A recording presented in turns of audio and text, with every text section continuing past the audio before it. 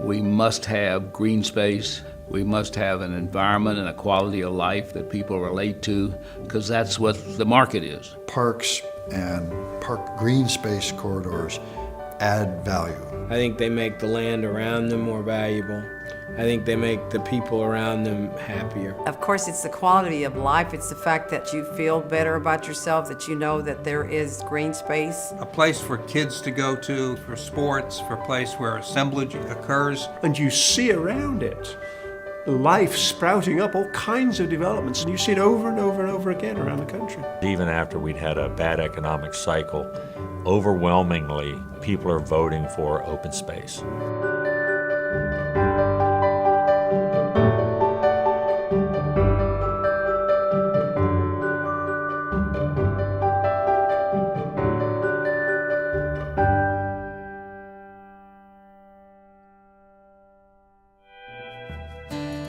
Houston developed in the 20th century at an escalating speed of growth and change. In the 1930s, oil quickly became the foundational economy and thrived throughout the city, supporting other large markets such as real estate, construction, and finance. But before the years of rapid expansion, Houston, also known as the Bayou City, had a plan developed by landscape architect Arthur C. Comey. Comey was trained as a landscape architect and trained in the tradition of Frederick Law Olmsted, who was sort of the father of the profession of landscape architecture in the United States. Houston hired him to do a master plan in 1911, 1912. It was the first plan for the city of Houston that they'd ever had. And he based it around the bayous. He said the bayous are natural park areas and they should be the center point of the city of Houston. The bayous are really key to Houston's natural systems framework. We don't have mountains, we don't have 1,000-year-old redwood trees, but we have bayous, and they run everywhere. There's thousands of miles of bayous in Houston, and you're never more than 1.5 miles, 2 miles from an open waterway. While the Bayou Plan garnered some support among city planners, it was eventually ignored. In its place came an era of rapid growth and development all over the city. As the city took off after the Second World War, growth was more important, building buildings was more important, and we lost that vision. Levittown came in, and we for the first time got suburban communities, and the American dream was a house with a yard and so on. And with that, there seemed to be a lapse of civic interest in parks. Downtown was at that time going through what was perceived as a major building boom, and nothing has really eclipsed it since that time. Unfortunately, over the years, we decided we were going to build everywhere, including on the bayous, and we did, and then we flooded, and they got torn down and rebuilt. And in the 40s and 50s and 60s, the answer was, well, just make the channel big and straight and smooth and get rid of that water. And stormwater was thought of as something bad. As we expanded out, we started turning our backs to the bayous. The houses faced away from the channel systems, and they built fences along their backyards to hide the bayous and to ignore them. There was not a what I would call a green ethic in this town. It was more of a concrete ethic. Houston continued to grow. The population increased dramatically, and the physical city limits expanded, eventually containing nearly 600 square miles.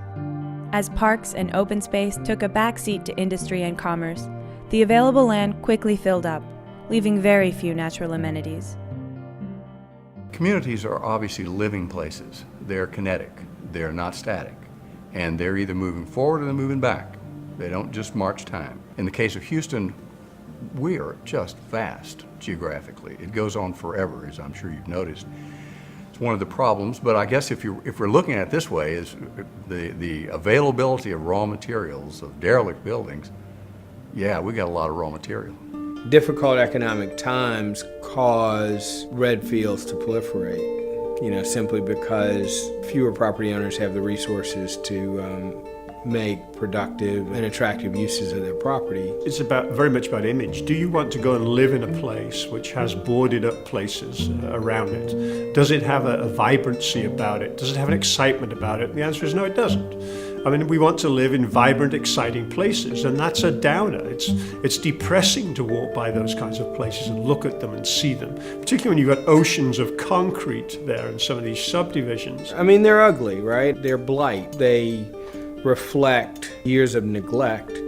They also reflect, difficult economic circumstances that disproportionately affect certain communities in town. Houston has always been a business-driven city. It's always been, and it used to be that everything else was secondary. And so we had immense hazes and fogs and smogs and all this stuff, and that was an acceptable way of doing business. It was just a trade-off you live with for the economic gains you got. But that changed with the new economy, because knowledge workers will not come into that kind of environment.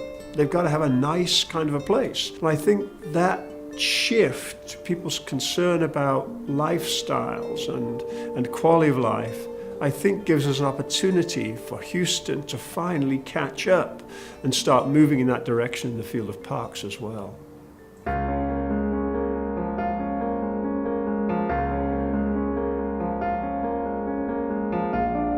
For the city of Houston to be successful in the future, it has to be both what it has been in the past, that is to say, an entrepreneurial city, a city where people can come and start a new life, but it also has to be a city with a high quality of life. People want to experience and have the amenities for a good life for them and their children.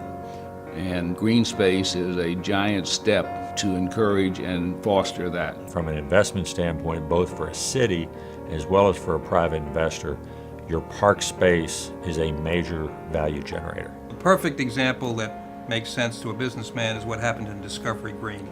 In front of the convention center, we took surface parking lots and created a 12-acre park. What happened to the value of the land surrounding that park was a quadrupling. Then there were high-rises and apartment buildings and retail space and hotels. And it really has become a people's park for all sorts of events, programming and otherwise.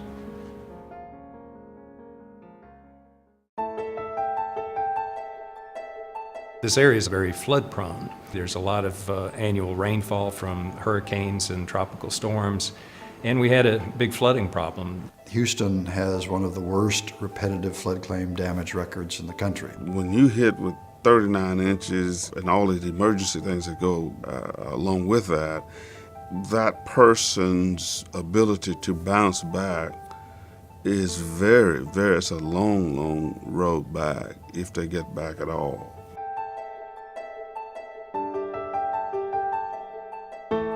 The rivers around here were basically formed to carry the average annual rainfall, but like the so-called 5-year storm or 10-year storm, or of course the 100-year storm, use the floodplain, and that's nature. That's what the river wants.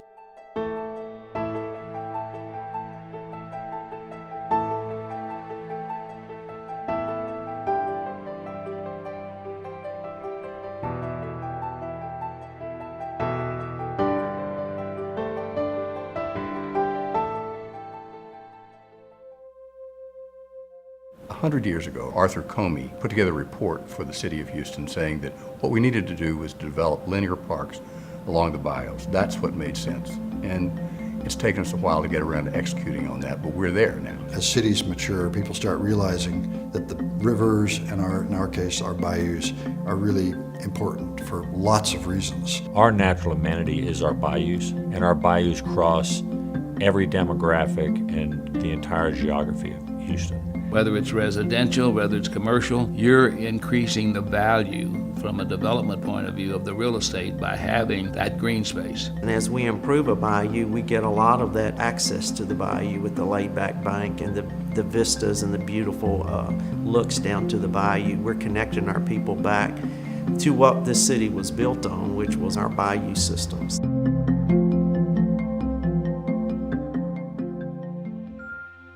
Inspired by Arthur Comey's 100-year-old plan, Houston now has an opportunity to transform its image and its landscape.